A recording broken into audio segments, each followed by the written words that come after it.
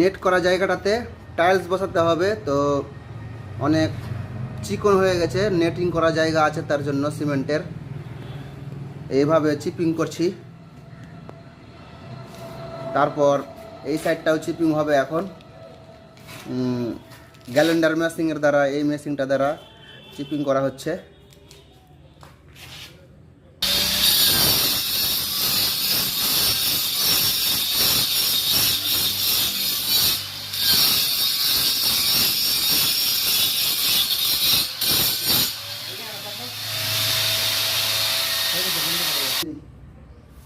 এইভাবে